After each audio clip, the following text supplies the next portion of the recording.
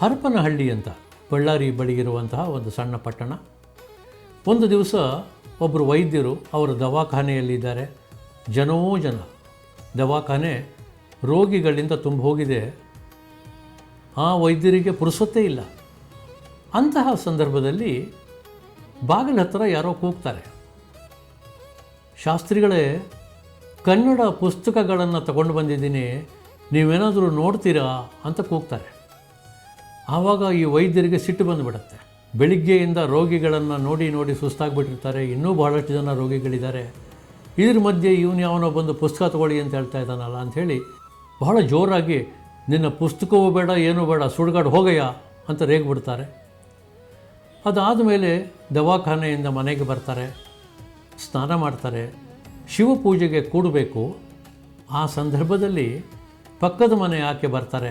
ಬಂದು, ಶಾಸ್ತ್ರಿಗಳೇ, ನಾನು ಗಳಗನಾಥರನ್ನ ನಿಮ್ಮ ಹತ್ರ ಕಳಿಸಿದ್ದೆ, ಒಳ್ಳೊಳ್ಳೆ ಪುಸ್ತಕಗಳನ್ನು ತಗೊಂಡು ಬಂದಿದ್ದ, ತೊಗೊಂಡ್ರಾ ನೀವು? ನಾನೇ ಕಳಿಸಿದ್ದೆ ನಿಮ್ಮ ಹತ್ರ ಅಂತಂದಾಗ, ಅಯ್ಯಯ್ಯೋ ಎಂಥ ಕೆಲಸ ಮಾಡಿಬಿಟ್ನಮ್ಮ ನಾನು, ಬಂದಾತ ಗಳಗನಾಥನೇ, ನನಗೆ ಗೊತ್ತೇ ಆಗಲಿಲ್ಲ, ಬೈದ್ಬಿಟ್ಟು ಕಳಿಸ್ಬಿಟ್ನಲ್ಲ ನಾನು ಅಂಥೇಳಿ ತಕ್ಷಣ ಎದ್ದು, ಪೂಜೆಗೆ ಕೂತವರು ಎದ್ದು ಸೀದಾ ಹೊರಟು ಬಿಡ್ತಾರೆ. ಹರಪನಹಳ್ಳಿಯ ಊರಾಚಿನ ಬಾವಿಯ ಹತ್ತಿರ ಇವ್ರು ಇರ್ತಾರೆ ಅಂತ ಇವ್ರಿಗೆ ಗೊತ್ತು. ಅಲ್ಲಿ ಹೋಗ್ತಾರೆ. ಅಲ್ಲಿ ಹೋದರೆ ಗಳಗನಾಥರು ಇರ್ತಾರೆ. ಅವರು ಸ್ನಾನ ಎಲ್ಲ ಮುಗಿಸಿ, ಮಾಧ್ಯಾಹ್ನಿಕ ಮುಗಿಸಿ, ಬಟ್ಟೆ ಒಣಗಿಸ್ಕೊಳ್ತಾ ಇರ್ತಾರೆ. ಸೀದಾ ಹೋಗಿ ಅವರಿಗೆ ಸಾಷ್ಟಾಂಗ ನಮಸ್ಕಾರ ಮಾಡ್ತಾರೆ. ಇವರು ಸಾಷ್ಟಾಂಗ ನಮಸ್ಕಾರ ಮಾಡಿದ ತಕ್ಷಣ ಗಳಗನಾಥರು ಕೂಡ ಇವರಿಗೆ ಸಾಷ್ಟಾಂಗ ನಮಸ್ಕಾರ ಮಾಡ್ತಾರೆ. ಆವಾಗ ಇವರು, ದಯವಿಟ್ಟು ಕ್ಷಮಿಸಬೇಕು, ನೀವು ಬಂದು ಕೇಳಿದ್ರಿ, ನಾನು ಕೋಪದಲ್ಲಿ ನಿಮಗೆ ಬೈದು ಕಳಿಸ್ಬಿಟ್ಟೆ, ದಯಮಾಡಿ ಕ್ಷಮಿಸಬೇಕು, ನೀವು ನಮ್ಮ ಮನೆಗೆ ಬರಬೇಕು ಅಂಥೇಳಿ ಮನೆಗೆ ಕರ್ಕೊಂಡು ಬಂದು ಊಟ ಉಪಚಾರವನ್ನು ಮಾಡಿ ಅವರು ತಂದಂತಹ ಎಲ್ಲ ಪುಸ್ತಕಗಳ ಒಂದೊಂದು ಕಾಪಿಯನ್ನು ಕೊಂಡುಕೊಳ್ತಾರೆ. ಈ ಘಟನೆಯನ್ನು ಅವರು ಬೀಚಿಯವರಿಗೆ ಹೇಳಿದ್ದರಂತೆ. ಬೀಚಿಯವರು ಇದನ್ನು ಆವಾಗವಾಗ ಜ್ಞಾಪಿಸ್ಕೊಳ್ತಾ ಇದ್ದರಂತೆ.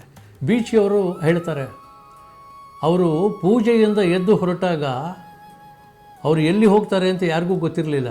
ಆದರೆ ನಾನು ಕೇಳಿದೆ, ಅಲ್ಲ ಶಾಸ್ತ್ರಿಗಳೇ, ಪೂಜೆ ಮಾಡ್ತಾ ಇದ್ದವರು ನೀವು ಎದ್ದು ಹೊರಟು ಬಿಟ್ರಲ್ಲ, ಶಿವಪೂಜೆ ಅಂತ ಕೇಳಿದಾಗ ಅವ್ರು ಹೇಳ್ತಾರೆ, ಯಾರಿಗೆ ಬೇಕ್ರಿ ಶಿವಪೂಜೆ? ಶಿವನಂಥವನು ನಮ್ಮ ಮನೆ ಬಾಗಿಲಿಗೆ ಬಂದಾಗ ಬೈದು ಕಳಿಸ್ಬಿಟ್ಟೆ, ಇನ್ನು ಶಿವಪೂಜೆ ಮಾಡಿ ಏನು ಪ್ರಯೋಜನ ಅಂತ ಎದ್ದು ಹೋದೆ ಅಂತ ಬೀಚಿಯವರಿಗೆ ಹೇಳಿದ್ರಂತೆ.